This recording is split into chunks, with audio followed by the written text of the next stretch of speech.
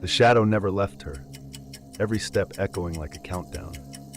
She ran through the darkness, panic clawing her chest, while the masked figure whispered that her time was over, his scythe gleaming in the cold air. Just as the strike was about to fall, light burst across the night. The weapon froze mid-swing, caught by a hand stronger than steel. A tall man stood between her and death, muscles tense, eyes burning, cloak whipping in the smoke. She gasped behind him, alive but trembling, while the enemy realized this fight had only begun. My name is Julia, a college student who often looks for quiet places when the city noise weighs too much on my head. That night I walked beyond the streets I usually know and ended up at a forgotten roadside shrine on the edge of Portland. The small structure leaned against a rusted fence, its wood dark with rain and age. Melted candles sat on the stone base, their shapes twisted and broken. I bent down, brushing dust from my hands onto my jeans, pretending I was only curious, but my chest already felt heavy. The air smelled of ash and wet earth, the kind of scent that lingers after fire. The silence was unnatural, so deep it made me feel like I was the only living thing for miles. I pushed my short hair back from my glasses, trying to shake off the unease, but my legs would not obey my thoughts. Something pulled me to stay. Then I caught a shadow slipping through the line of trees behind the shrine. It was not human movement. A tall figure stepped forward, his body pale like wax left too long in the sun. His eyes were black pits without end, and every exhale poured a mist that froze the ground wherever it touched. Frost began crawling across the wooden rail, cracks echoing like bones snapping. I wanted to run, but the cold pressed into my lungs, weighing me down. The shrine groaned against the unnatural chill, and the figure kept walking toward me, as if time itself bent to his pace. The closer he came, the more the world seemed to shrink. I stumbled back, my foot catching the edge of the stone step, and fell hard against the ground. My palms scraped raw, but the sting was nothing compared to the cold seeping into my chest. The figure leaned forward, his face stretching into something hollow and endless, and my vision blurred as if the world was draining away. Then a flare of orange light split the night. A man emerged from the shadows beyond the shrine, broad shoulders outlined by fire, sleeves rolled up, holding a burning torch high.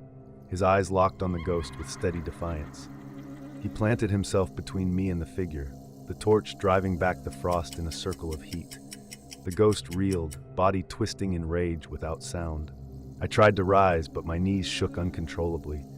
The stranger reached one strong arm back, gripping my wrist as if to anchor me. His gaze never left the ghost.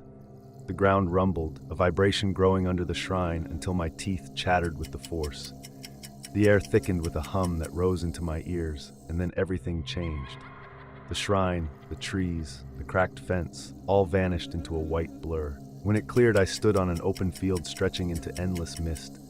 Wooden crosses pierced the earth, row after row, each marked with names eroded by time. The soil smelled of iron and smoke. The mist carried voices, whispers of soldiers lost long ago. I realized with dread that I was no longer in Oregon night, but in the middle of a forgotten battlefield. The stranger finally spoke, calling himself Daniel, though his voice sounded distant, hollowed by the shifting world. He pulled me forward, torchlight casting long shadows across the graves. From the mist, another shape formed, a woman in torn uniform, her hair tangled with mud and dirt. She did not strike, but stared with eyes filled with sorrow, as if she carried the weight of centuries. Behind us, the pale ghost from the shrine returned, bending and stretching like smoke blown by a storm. Its form darted between the crosses, never far, always pressing closer. My lungs burned as Daniel urged me on. Each step echoed like thunder through the field. The graveyard itself seemed alive, restless with shadows, and I knew the nightmare had only just begun. I never thought the night could feel this long. After Daniel pulled me through the mist, I realized the air around us was thicker, almost pressing into my skin. Every breath felt heavy, like walking underwater, and yet I knew I was alive. My shoes sank into soft ground that smelled of damp earth, and rows of crosses stretched endlessly. I told myself it was only a dream, but my pulse kept reminding me it was too sharp, too real to escape. Daniel walked ahead with that strange torch, its glow steady, cutting through the fog as if it carried a purpose stronger than fire. I kept close, my heart still racing from what happened at the shrine. Behind me came faint echoes, almost like footsteps matching mine, and though I wanted to believe it was my imagination, I couldn't ignore the rhythm. The sound rose and fell, slow, deliberate, as if someone or something refused to let me forget it was near. We passed a broken fence where two figures appeared, a man and a woman dressed in old-fashioned clothes, their outlines blurred by mist. The man had sharp eyes that studied Daniel without a word, while the woman tilted her head toward me, her face unreadable.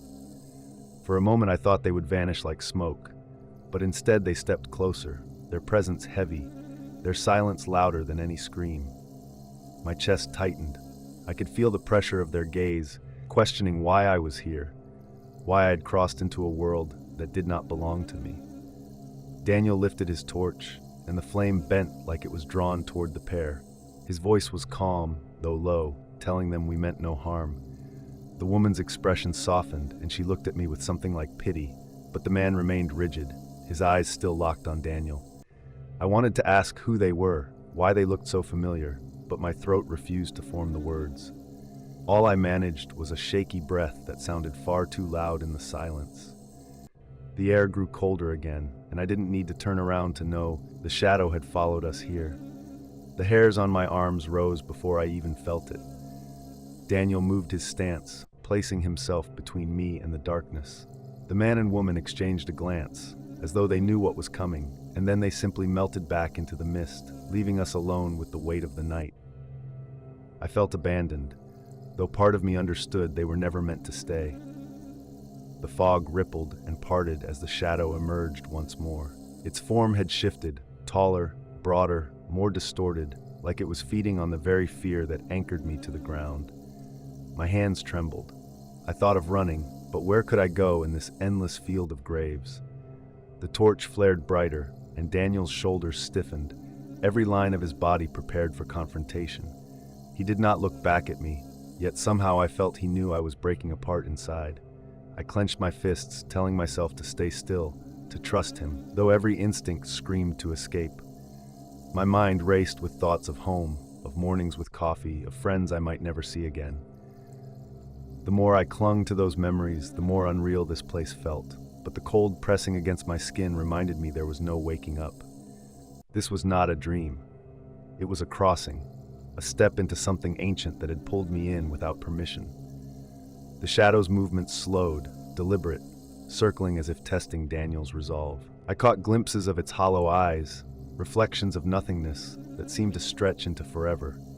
Each time I met its gaze, I felt myself fading, as though it could erase me with a look. Daniel shifted the torch, the flame responding like a living thing, bending, reaching, holding back the darkness for another fragile moment. My heart pounded with the rhythm of survival, and all I could do was breathe. From the corner of my vision, I saw another shape emerging, this time a young man about my age, his clothes unfamiliar, as if he had stepped out of a different century. His eyes met mine, wide with the same confusion, the same fear. I realized then I was not the only one pulled here. There were others, scattered through this mist, each trapped between time and shadow. The thought sent a chill deeper than the cold ever could. Daniel's voice broke the silence, firm, steady, carrying a promise I wanted to believe. He told us both to stay behind him, his tone leaving no room for doubt. I obeyed, though my legs quivered, barely holding me upright. The young man moved closer, his presence strangely comforting, even though I knew nothing about him. For a moment, I felt less alone, though the danger around us was far from over. The shadow drew nearer again, its shape bending unnaturally, and the ground beneath us vibrated with each step. I closed my eyes, trying to gather strength I didn't have. When I opened them, Daniel's torch flared so brightly it hurt to look, and the shadow recoiled, its form shuddering in the light. The mist swirled wildly, the crosses trembling, as if the field itself recognized the battle unfolding. I do not know how long I stood there, trapped between fear and wonder, but I knew this was only the beginning. Whatever had pulled me here was not done with me. I could feel it in the air, in the silence that followed, in the way Daniel still held the torch as if he expected another strike. My life before this moment already felt distant, unreachable. And yet deep down, A part of me understood I had crossed into something I could never step back from. When I woke the next morning, the world around me was still wrapped in haze. It wasn't the haze of sleep or confusion, but something denser, like the fog had been stitched into the sky. My body ached as if I had carried someone else's fear all night, and yet the first thing I saw was Daniel standing nearby, steady as ever. He looked like he hadn't moved since the shadow faded. The young man we met in the grave field was there too, crouched near a cracked stone. His name was Samuel, though he said it as if he hadn't used it in years. He seemed lost in thought, tracing patterns with his finger across the dirt, as though the earth might give him answers. I wanted to speak, but my throat was dry, and silence felt safer than questions. It wasn't until I noticed another figure approaching that I found my voice again. A woman stepped through the fog with hair as dark as midnight, carrying a lantern that glowed faintly blue. She looked no older than me, yet her eyes carried a weight I couldn't name. She introduced herself as Alara, though her voice was so soft I wasn't sure if I had heard it or simply felt it. Daniel seemed unsurprised by her arrival, which made me wonder how much he already knew about this place and the people drawn into it. We gathered together in the clearing, none of us willing to say the word trapped, though it lingered in our minds. Samuel admitted he had been wandering for what felt like weeks, time shifting strangely until days blurred together. Alara listened without interrupting, her gaze steady, and when he fell silent, she only said that the mist had a way of bending memories. I shivered at the thought that I might forget pieces of myself if I stayed here long enough. As we spoke, the ground trembled faintly, a reminder that the shadow had not vanished, but only retreated. Daniel tightened his grip on the torch, his jaw set as though he expected its return at any moment. Alara lifted her lantern, and the faint light revealed faint markings etched across the stones at our feet. Symbols curved like flowing water, patterns I couldn't understand, but Samuel swore he had seen them change when the mist thickened. I bent closer, tracing the lines with my eyes, and for a moment the world tilted. The shapes seemed to shimmer, almost pulling me inside, and my chest tightened until Daniel touched my shoulder. His hand was grounding, pulling me back into the cold air, and I realized how easily this place could swallow me whole. Alara warned us not to stare too long, that the stones carried remnants of a time before ours. Her words left me restless, my mind spinning with questions she refused to answer. We decided to move before the shadow returned, though no one knew where safety could be found. Samuel led us toward what he claimed was an old chapel, half buried under the hill, a place where the mist had thinned when he first arrived. The walk felt endless, every step swallowed by silence, broken only by the sound of our breathing. My heart pounded louder than it should, as if anticipating something just beyond sight. When we reached the hill, the chapel was barely visible, its roof sagging, walls cracked and draped in vines. It looked abandoned for centuries, yet the moment we stepped inside, the air shifted. The weight on my chest lifted slightly, and for the first time since crossing into this world, I felt a trace of calm. Dust floated through the light that streamed from broken windows, and the floorboards groaned beneath our steps. It wasn't home, but it was a fragile sanctuary. Alara set her lantern on the altar, the blue glow casting long shadows that seemed almost alive. Daniel leaned against a pillar, his eyes scanning every corner, unwilling to relax. Samuel sank onto a bench, rubbing his temples as though holding back a storm inside his head. I sat near him, careful not to let my hands shake too visibly. Fear still lingered, but with each breath I forced myself to stay present, to remember that survival required more than panic. As night crept in, we lit small candles from Alara's lantern, their flames flickering like whispers. Conversation drifted between us, slow at first, then deeper, as trust began to stitch fragile threads. Samuel spoke of his life before, a town I had never heard of, a time that didn't match mine. Alara admitted she remembered little of her past, only flashes of laughter. Near a river, the rest swallowed by mist. I felt both comforted and terrified that none of us truly belonged to the same moment. Yet even in that fragile safety, the chapel felt watched. My skin prickled whenever I glanced at the broken doorway, certain the shadow lingered just beyond. Daniel seemed to sense it too, his torch never leaving his side though the flame had dimmed. I wondered how long his strength could hold against something that seemed woven into the very air. My thoughts circled the question of why I was chosen, though no answer came, only the echo of silence pressing against my ears. When I finally lay down on the wooden bench, exhaustion tugged me under. My last sight was of Alara's lantern glowing steadily, casting its pale blue light across our small circle. It wasn't peace, but it was enough to let my eyes close. Sleep came reluctantly, filled with restless images of corridors twisting in directions they should not, voices calling my name in tones I almost recognized. And though I woke with my heart racing, I knew this was not the end of our path, only another step deeper into the unknown. Morning inside the chapel felt heavier than the night before. The air was cool but not refreshing, more like the world outside had pressed itself against the walls, waiting to seep through any cracks. I woke to faint murmurs, Daniel and Alara speaking in low tones near the altar, their silhouettes framed against the pale light of the lantern. My body resisted movement, but I forced myself upright, aware that staying still would only make me sink further into unease. Samuel was already pacing the length of the aisle, running his hands over the splintered pews as though each one carried a secret.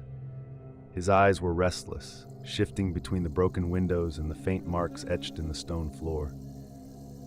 When he noticed me watching, he stopped abruptly and muttered that the mist outside had grown thicker. The thought of stepping back into that haze unsettled me, yet I knew we couldn't remain here forever. Alara must have sensed the same, her lantern swinging slightly as she turned to face us. She suggested we leave before dusk, her tone steady but carrying an edge that left no room for argument. Daniel agreed with a short nod, though his expression told me he disliked the idea as much as I did. The chapel had been fragile shelter, but safety here felt like standing on glass, and glass eventually breaks. Samuel looked ready to protest, but before words left his mouth, the chapel doors shifted against the frame with a slow groan. We froze. No one had touched them. The hinges whined, and then the gap widened enough to let in a draft of cold air that smelled of earth and stone. I held my breath, waiting for the shadow to return, but what appeared instead was a woman draped in a pale cloak. Her hair was braided back, her features sharp but calm, and when she lifted her eyes toward us, I felt as though she had been walking toward this moment for longer than we had existed here. She called herself Adrian, and though her voice was soft, it carried through the chapel as if the walls wanted her words to stay. Adrian's arrival divided us. Samuel stepped toward her immediately, relief written across his face, as if he had been expecting her. Daniel remained still, suspicion clear in the tight set of his shoulders. Alara tilted her head, studying Adrian in silence, the faint blue light of her lantern flickering as though it responded to the stranger's presence. I kept my distance, caught between curiosity and distrust, unsure which side of me to listen to.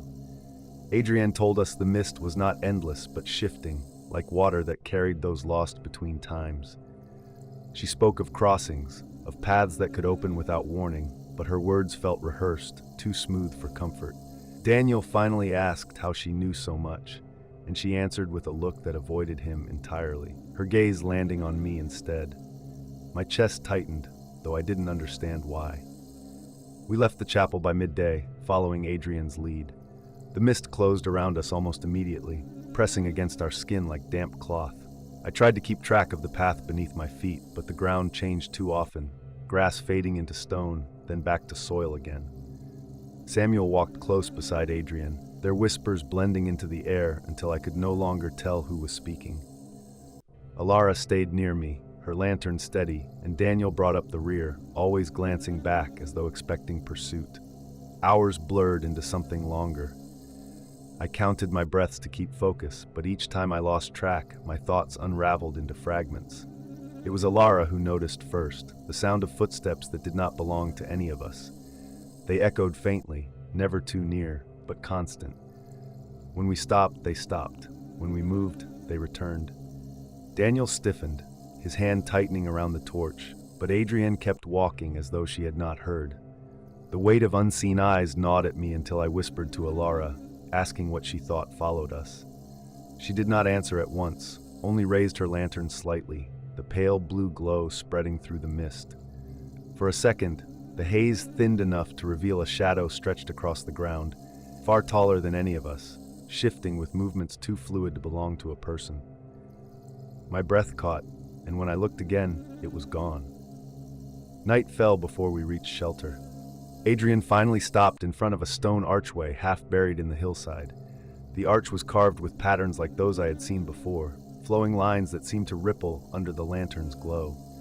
Samuel stepped forward eagerly, but Daniel pulled him back, insisting we wait.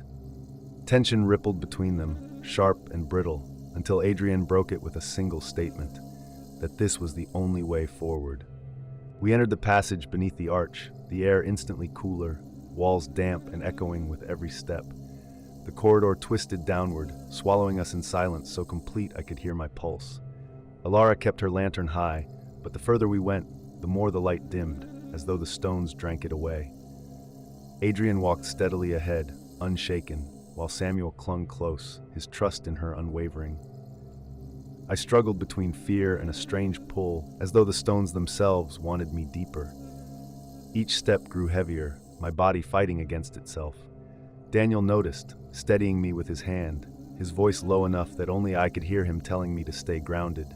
His words anchored me, but I could feel something else pressing closer, the unseen steps from before, now echoing through the tunnel behind us. When the passage finally opened into a vast chamber, we stopped, stunned by the sight. The ceiling arched impossibly high, covered in markings that glowed faintly like stars caught in stone. In the center stood a circle of pillars, and within them, a pool of water so still it reflected us like a perfect mirror. Adrian stepped forward with purpose, as though she had reached the heart of what she sought. The rest of us lingered at the edge, breaths uneven, each carrying our own doubts. My reflection in the pool wavered, and for a moment, it wasn't me at all, but someone else staring back. A shiver crawled through me, not from fear alone, but from the realization that whatever path lay ahead would not allow any of us to remain unchanged. I thought the chamber would give us answers, but it only left me with more questions. The water in the center rippled without touch, a pulse that seemed to move in rhythm with my own heartbeat. For a moment I wondered if it was reflecting my thoughts, or worse, shaping them. Adrienne stood close to the edge, her hand hovering over the surface, and her eyes carried the calm of someone who had seen this place before. Daniel circled slowly, testing the ground, tapping his boots against the stone as though searching for a weakness. Samuel seemed almost entranced, moving nearer to Adrienne as though pulled by an invisible cord. Alara kept her lantern high, though I noticed how the glow faltered every time she glanced at the pool. I stayed back, arms wrapped around myself, uncertain whether stepping closer would mean stepping out of myself entirely. The chamber walls shifted with light that didn't belong to us. Thin lines traced patterns above, symbols glowing faintly before fading as if to test whether we were watching. I caught a glimpse of one that resembled an eye, and I turned away quickly, unsettled by the thought that something might be observing us from within the stone. My skin prickled with unease, and when I looked at Daniel, I could tell he felt the same. Adrienne finally spoke, her words slow, deliberate. She said the water was not ordinary, but a gate, a reflection of time unmoored. To step into it was to cross, though where one would arrive depended on what they carried inside. Samuel asked her how she knew, but she ignored him, and the silence after was sharp. I wanted to ask whether we had a choice, but the answer seemed obvious. We could not remain here forever, not with the unseen footsteps that still echoed faintly behind us. The sound returned then, faint but clear, resonating through the chamber in a way that made the air itself feel heavy. Daniel tightened his jaw, his stance shifting slightly forward as if to protect us. Alara moved closer to me, the lantern trembling in her hand. I strained to hear, but it was not the sound of a single set of steps. It was layered, overlapping, as though many were moving together but not in unison. Adrienne remained still, her face unreadable, as if she had been expecting it. When the air grew colder, the water stirred more violently, and for a moment, the reflection in the pool was no longer ours. Faces I didn't recognize flickered across its surface, men and women, some with eyes closed, some staring directly at us. Their lips moved, but no sound came. I backed away instinctively, my heels scraping against stone, and the noise seemed to break whatever spell held the images. The pool stilled, though the memory of those faces clung to me like a weight. Adrienne said it was time. Her hand lowered, breaking the surface of the water with barely a ripple, and when she withdrew it, her palm was dry. Samuel looked at her with something like awe, but Daniel shook his head, clearly unconvinced. I wanted to trust none of them, yet standing still felt like surrender. Alara whispered that maybe the water was not meant to be crossed at all, but observed, like a warning. Her voice carried more fear than I had heard from her before. We stood in tense silence until Samuel suddenly moved forward, his steps quick and certain. He reached the edge, bent down, and pressed his reflection with his fingertips. The water folded around him, and before anyone could stop him, he leaned further, his body sliding past the surface as though the pool had swallowed him whole. There was no splash, no resistance, only the faint shimmer left behind. Adrienne did not move to stop him. Daniel cursed under his breath, rushing to the pool, but his hand met only cold stone. Alara gasped, clinging to my arm, her lantern flickering wildly. I stared at the still water, my chest heavy with dread. If Samuel had crossed, where had he gone?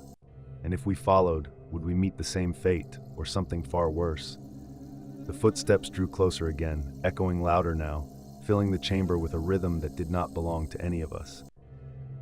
Adrienne turned her gaze toward the shadows, finally showing the faintest trace of unease. She told us to decide quickly, either follow Samuel or face what lingered in the mist.